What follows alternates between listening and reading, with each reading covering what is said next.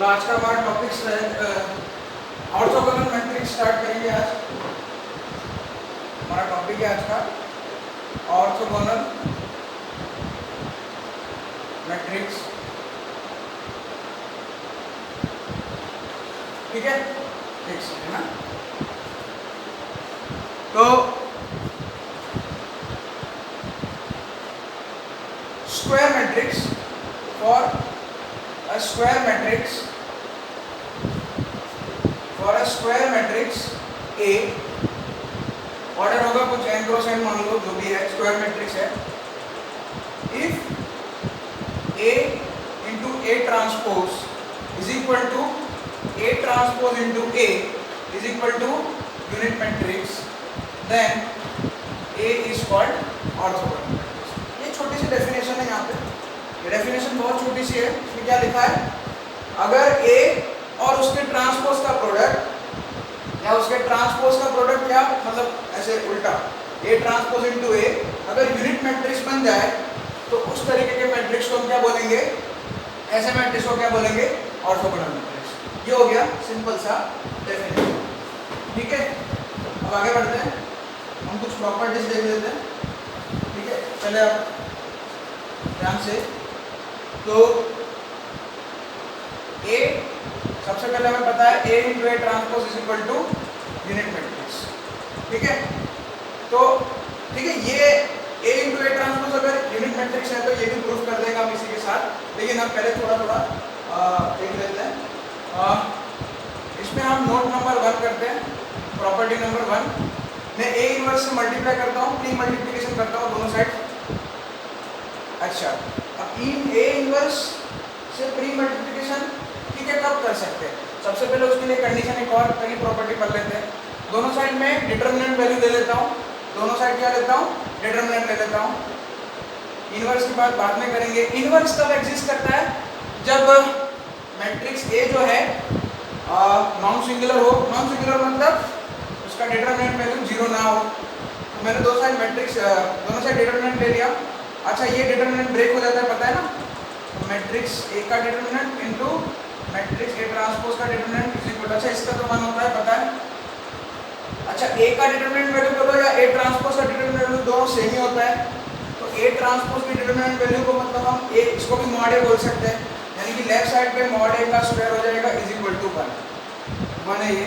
ठीक है, तो mod A is equal two plus minus 1, यानी कि यस, ये सबसे बड़ी प्रॉपर्टी हो गई कि अगर ऑर्थोगोनल मैट्रिक्स है, अगर कोई मैट्रिक्स ऑर्थोगोनल मैट्रिक्स है तो उसकी डिटरमिनेंट वैल्यू जो है या तो 1 होगी या तो -1 होगी, ये फिक्स हो चुका है। अच्छा, रिवर्स पॉसिबल नहीं है। मेन डेफिनेशन तो यही है कि A into A transpose equal to A transpose into A equal to I। ऐसा नहीं है कि भाई कोई मैट्रिक्स मतलब कोई डिटरमिनेंट जो है दिया है, मतलब कोई मैट्रिक्स उसका डिटरमिनेंट वैल्यू मान लिया 1 आया और -1 आया और फिर आप बोलोगे सर ऐसे कन्वर्स स्टेटमेंट ट्रू नहीं है, मतलब यहाँ से ये बना है, यहाँ से ये नहीं बनता है। ठीक है, ऐसे कोई भी मैट्रिक्स ऑर्थोगोनल नहीं बनता है भाई जिसका डिटरमिनेंट वैल्यू 1 या -1 हो तो वो ऑर्थोगोनल हो जाएगा, ऐसा नहीं होता है। मेन कंडीशन तो यही है भाई, है ना, मेन कंडीशन तो यही है। ठीक है, तो नोट नंबर 1 फिनिश। अब नोट नंबर 2 करते हैं। ठीक है, अब नोट नंबर 2 देखो। अब मैंने क्या बोला, यहाँ पे मॉड A की वैल्यू या तो 1 है या तो -1 है, यानी कि नॉन जीरो है। मॉड A की वैल्यू या तो 1 या -1 यानी कि नॉन जीरो है। इसका मतलब क्या हुआ, ये तो फिक्स हो गया ना, डिटरमिनेंट वैल्यू कितना होगा, या तो 1 होगा या तो -, दोनों में से किसी कोई एक ही होगा। ऑर्थोगोनल मैट्रिक्स होगा तो भी, अगर कोई मैट्रिक्स ऑर्थोगोनल होगा तो उसका डिटरमिनेंट वैल्यू या तो 1 या तो -1, +1 या तो -1। तो अब नोट नंबर 2 करते हैं कि भाई अगर मैट्रिक्स का डिटरमिनेंट वैल्यू 1 या -1 है, मतलब 0 नहीं है। 0 नहीं है मतलब नॉन सिंगुलर है। सो मैं A इनवर्स इधर एग्जिस्ट करेगा, कोई भी ऑर्थोगोनल मैट्रिक्स का A इनवर्स एग्जिस्ट करेगा। यहाँ पे ये कंक्लूजन निकला। तो ये जो A into A transpose is equal to I जो था, उसमें मैं क्या करता हूँ, A इनवर्स से प्री मल्टीप्लिकेशन करता हूँ। तो क्या होगा, दोनों साइड A इनवर्स से मैंने मल्टीप्लाई किया तो ऐसा होगा, क्या बना, A inverse into A identity matrix, unit matrix, यानी कि वापस आपको A ट्रांसपोज मिलेगा is equal to A inverse.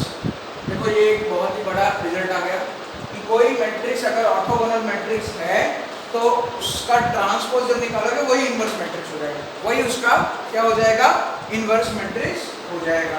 ठीक है, ये लिख लेना अच्छे से। ये हमारा नोट नंबर 2 बन गया। आगे बढ़ते हैं, आगे बढ़ते हैं अपन। ठीक है, अब यही से ये जो कंडीशन आई है ना, वहीं से ये वाली चीज प्रूफ कर रही है। देखो क्या करता हूँ मैं, एक सेकेंड, वहीं से मैं ये वाली चीज जो है ना वो प्रूफ कर देता हूँ। देखो वो कैसे, ध्यान देना। जैसे कि हमने क्या प्रूफ किया नोट नंबर 2 में, नोट नंबर 2 में क्या बनाया हमने, देखो जरा, ए ट्रांसपोज हमने क्या प्रूफ किया, ए इनवर्स। अब क्या करता हूं मैं, दोनों साइड ए से पोस्ट मल्टीप्लाई कर देता हूं। पोस्ट मतलब पीछे से। मैट्रिक्स में दोनों तरीके से मल्टीप्लाई कर सकते हैं, पता है ना आपको, प्री मल्टीप्लिकेशन भी अलाउड है और पोस्ट भी अलाउड है।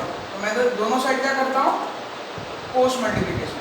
ऐसा होगा ए इनवर्स इनटू ए, तो A transpose into A is equal to, ये क्या हो जाएगा, यूनिट मैट्रिक्स हो गया, है ना। ये भी हमने बना दिया। A into A transpose is equal to I हमने लिया था, है ना। और फिर हमने ये भी बनाया, फिर प्रॉपर्टी एक क्या बनाएगी, डिटरमिनेंट वैल्यू जो है क्या होगा, 1 या -1 ही होगा। ये भी काफी काम की चीज है।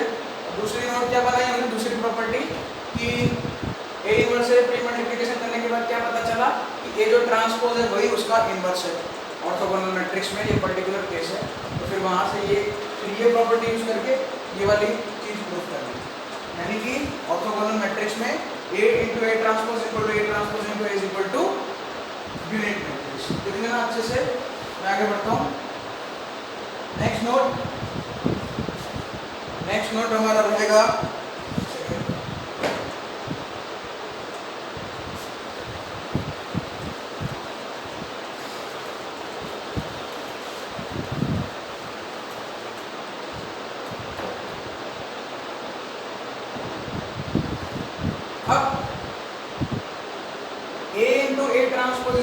है, मतलब अगर A ऑर्थोगोनल है, ठीक है, A क्या है, ऑर्थोगोनल है,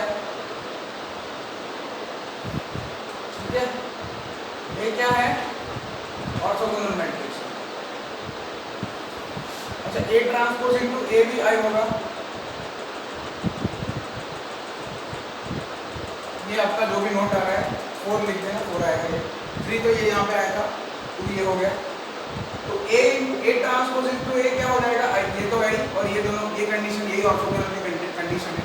ए ऑर्थोगोनल है, इसका मतलब ये हुआ, है ना। अगर ए ऑर्थोगोनल है तो ये है।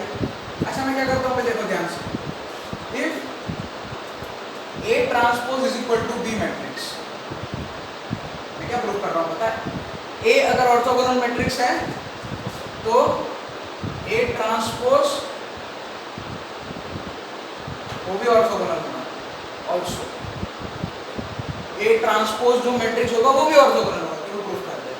तो लेट, मतलब लेट करके लिख सकते हैं, लेट ए ट्रांसपोज जो है उसको मैंने बी मैट्रिक्स बोल दिया।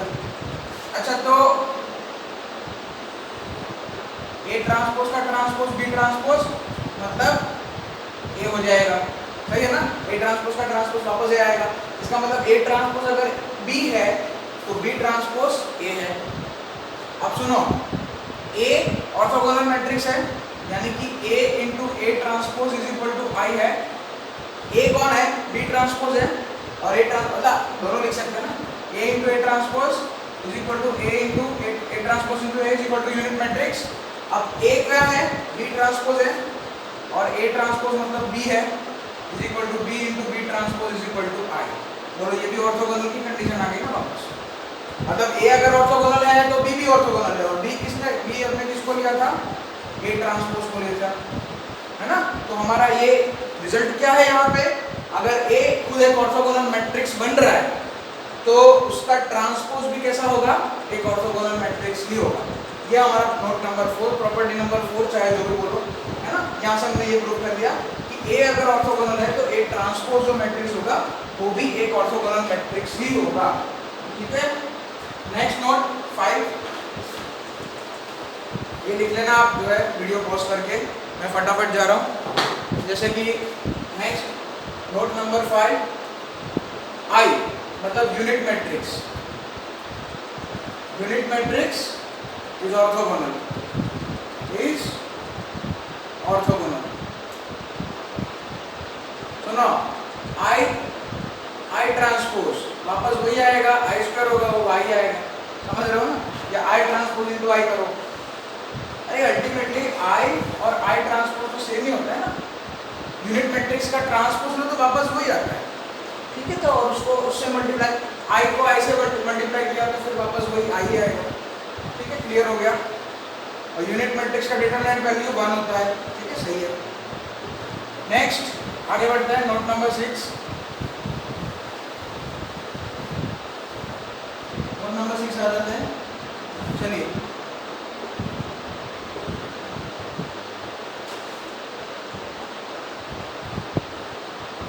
A और B एंड ऑर्डर्ड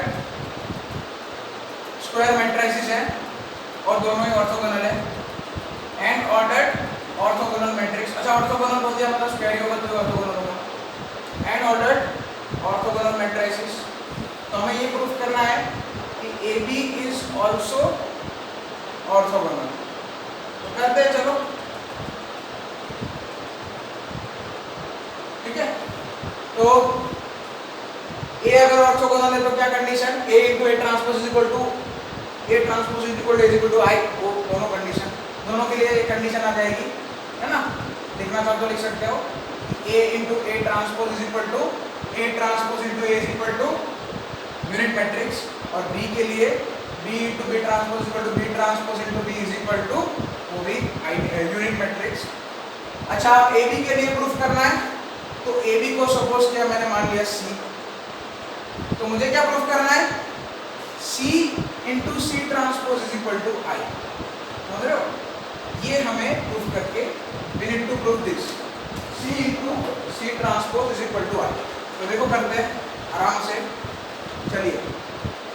C कितना है, AB है, C ट्रांसपोज कितना हो जाएगा भाई, दोनों साइड ट्रांसपोज लगा दिया, ट्रांसपोज में रिवर्सल लॉ लगता है, तो यहाँ पे B ट्रांसपोज पहले बनेगा, A ट्रांसपोज बाद में बनेगा, तो C ट्रांसपोज ये बना।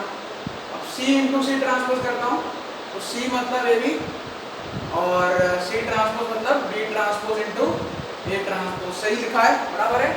अब एसोसिएटिव लॉ ग्रुप बना देते हैं, जैसे कि यहाँ पे B और ये B ट्रांसपोज को साथ में ले लिया मैंने, ऐसा कुछ बन गया, बोलो B इंटू बी ट्रांसपोज आई, यूनिट मैट्रिक्स ना, क्योंकि B कैसा है, एक ऑर्थोगोनल मैट्रिक्स है, तो यहाँ पे हो जाएगा A into I into A transpose, I लिखो या ना लिखो कोई फर्क नहीं पड़ता है, तो क्या बन गया, A इंटू, यहाँ पे लिख देता हूँ मैं, क्या बन गया फिर, A इंटू ए ट्रांसपोज मतलब आई हो जाएगा, हो गया, आ गया C इंटू सी ट्रांसपोज आई।